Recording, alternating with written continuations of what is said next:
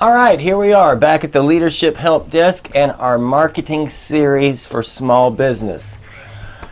Our concept for today is the concepts of marketing. Here we have 5 different approaches that you as a small business can take to approach the market. And I have a bonus for the end, a new concepts that I have not seen in the textbooks, but is extremely important. So our concepts of marketing, we have the production concept. Production, when you think of production, take notes on this. Put down manufacturing, maybe mass marketing. Our production concept says that people want items that are relatively cheap and widely available. So if it was your business, would you want to have high quality products or general need convenience products? You might have better luck selling a lot of something with a relatively low profit margin than you would trying to sell something, special. I'm thinking like a carpenter might be trying to sell a barn or something like that. It's a one-shot deal.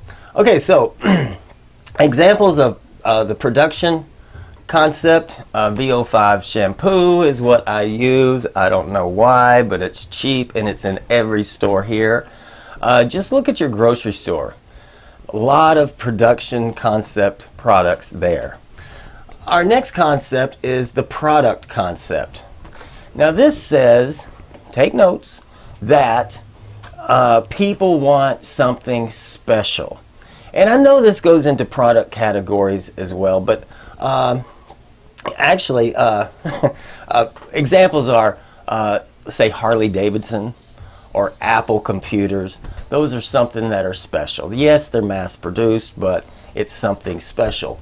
Now, if you wanted to open a ice cream shop, right? Production concept would kind of say that you would want to have an ice cream cone with 1 scoop or 2 scoop of ice cream on top. But when we look at the product concept, that would be more of a specialty item, right? Instead of trying to sell 200 ice cream cones a day, you might think of more special stuff like sundaes that might be $12 to $20. I was watching a video recently where they were, Mr. Beast was going out for all of these special meals and paying thousands for them. The ice cream sundae that is a special ice cream, and it has the gold flakes on it and stuff like that. That would be a simple example of ice cream and the production concept and the product concept. Now, probably even more important than that, before we even get there, we have the selling concept. The selling concept says that people will buy anything we make, which is a big mistake. You come up with your product. You go back, look at the playlist. Just go click the playlist and you'll see a lot of these, how they tie in together, these concepts. Selling concept just says, make it and shove it. You make it, it's your baby, it's our way or the highway, and then you have to advertise it like crazy to get people, coerce people into buying it. In this selling concept, there is no real market research. We don't take the time to find out what people want. We just build it and shove it and hope for the best. Not a good idea. The marketing concept. This is where we do our market research. We find out what people want first, and then we attempt to build something that they want, hoping we get it right. We take the time up front. Go look at the video that says what is marketing. Marketing is finding out what people want. We do research, We don't just say, oh, I'm going to have an ice cream shop and, here are the flavors. Maybe we, say, oh, I want to build an ice cream shop. What do people prefer? What flavors do they like? What types of cones do they like? What kind of price are they willing to pay? What kind of brand do they find attractive that they can identify with? So we have a better shot of winning. I put good here. It's better, better to good. Find out what people want. Societal concept. In this case, we try to do or provide what is best for the consumer. And this gets tricky. It might not be exactly what they want, but it's good for them. The classic example of this is McDonald's. McDonald's was forced, due to all the pressure from the media and everywhere. It's not healthy. It's crazy, right? You can go to the store and get beef and everything that's on a Big Mac, right? And build it at home, and it's a healthy meal for a Saturday night. But if you go out and get them to make it, it's all of a sudden it's no good for you. Very strange. But McDonald's tried, under pressure, they tried to please what was going on in the media, and all of a sudden the Happy Meal has an apple in it. It's got a little bag of baby carrots, maybe some celery, and a salad, and people are going, is that working? What are they doing? Oh, well, they're trying to be healthy because their reputation is going down, because their brand is getting tarnished, because people say it's not healthy. And if McDonald's is America, we just don't have we need a healthy menu. So, ask yourself, does anybody go to McDonald's for carrots? Anybody go there for celery sticks? Do you go to McDonald's for an apple? I don't know. At least they tried. And I guess some of it stuck, right? So we're going to try to do something good for society. What pops into my mind right now is mypillow.com. Mike Lindell. Very famous. You've got to see the commercials. You've seen 1,000 of them. But really, he did his research, and he was the person who couldn't sleep. But he came up with this product, and you think of a pillow. A pillow is just a pillow. But he put all this effort into it. He's got, cotton from the Giza something, and he's turned the production concept pillow into the product concept pillow. It's a special pillow.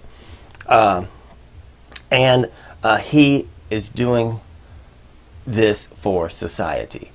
He says something in his commercial like,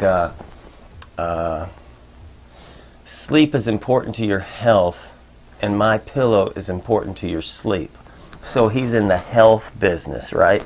He's selling a special pillow, and he's trying to help society. You're going to have the best sleep of your life. That's it. Okay, so those are the 5 concepts from the textbooks that you would see in college. And there we have that. But then it occurred to me, because when I went to get a master's degree, an MBA, I got my own apartment, and my mother hated snakes. But I decided I was going to get some pythons. A little baby python. One was from Africa. But this little python, started to get this big. There's not the huge ones. It's just the ones that get about 5. Yeah, about that long. And I was broke. I was in school. I was working part-time. And I would go to the pet shop and get like 3 mice for my python, whose name was Fluffy. And I would have to go immediately to class from 6 to 9. And then the mice were in this little cardboard box, little travel cage. And I'd have to go to class, and then change clothes in the parking lot to go work at night at the airport. So by the time I got home at 3, 4 o'clock in the morning, the mice had chewed their way out of the cardboard and all. But my dad was asking, how much are you paying for these things? And I go, well, I don't remember. It was probably $1.59 or something. And that was 30 years ago. So my dad said, next time you buy mice and you're coming home, buy 4 for me and bring them to me. So I did that. And he put them in an aquarium, and then the next couple of weeks I'd be going back home for the weekend, and these mice were multiplying like crazy. So I'd just take my python back to my parents' house and load her up, and then go back, and before you know it, this was out of hand. So being an entrepreneur, I said, wow, I'm going to go to the pet shop and see if they want to buy mice. And before you know it, I had an outbuilding with all of these bins, those cattle trough things, full of mice, and I was cranking out mice. Now the concept here, stick with me, is of mice or hamsters. Now I would go home on the weekend to the small town, pick up 200 white mice, and then go back to the city and sell the mice at the pet shops. And that would be on a Monday, coming back to the city. And then by Thursday or Friday, the pet shop would call me and say, bring us more on Monday. We want more. We want more. And I said, well, okay, I'll do that. And then it occurred to me, maybe I should raise hamsters. I could raise hamsters. I've known people that have hamsters that have had babies. I could do that. But think about a hamster. A hamster is a pet. And hamsters stick around until they break loose and get out of the house, or the cat eats them, right? So a hamster, if it's taken care of and fed properly, it could last 2 to 3 years. So if I was to raise hamsters, I raise 100 hamsters, I take them to the city, I sell out. I take another 100 hamsters, take them to the city, I sell out. I take another, 50, but don't bring any. And then guess what? Sales plummet if I was to do that. Why? Because hamsters last a long time. The mice don't last. This concept, of course, it's not in the textbooks under a real title, but that's what I came up with, and it's an interesting concept because if you sell ice cream cones, they disappear just like that. If you sell soap, it might last 2 weeks.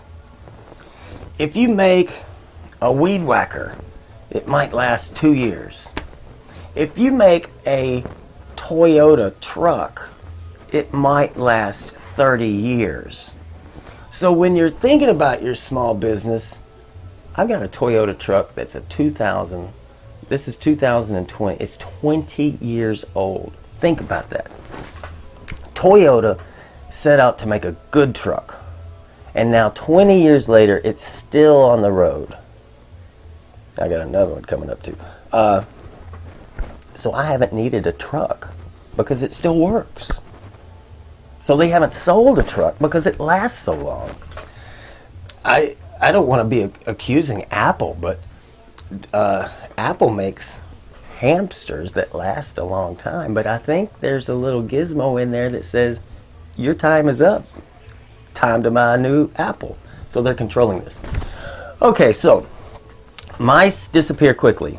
Hamsters last a long time. Trucks last even longer. So if it was your company, keep that in mind. We were talking about in the last video about lawn services. How long does a lawn service last? Is a lawn service a mouse or a hamster? A lawn service, for the majority of customers, lasts 2 weeks at the most. Most people get their yard cut every week, right? It doesn't last long. By the end of the week, that service has expired. Time to cut it again. Expired. Cut it again. Now, if you're a plumber, are you a mouse or a hamster? You'd be a hamster, unless you're sabotaging your own work, which would make no sense. You go in, you fix the plumbing in the house, and now it's good for 10 years. Until something gets clogged up. So you need to think about that. Are you going to go cheap, good value, cheap, low price? You're going to go high quality, expensive, and probably durable to some extent? Are you just going to come up with some old crazy idea and just go with it? Are you going to do your research? Are you going to try to help society? And are you going to make a product that disappears quickly, like a Coca-Cola? Or are you going to build a product that lasts a long time and you have fewer sales? So these are the concepts of marketing from the textbook. I've added 2. Durability, right? So be thinking about that if you're curious, if you're into maybe starting your own business. And they're all important things to think about. I hope you liked this video. Subscribe if you did. Best advice is go to the playlist so you can see all of the marketing concepts and see how they apply to your company or your small business, your dream employment, entrepreneurship, things like that. So, have a good day.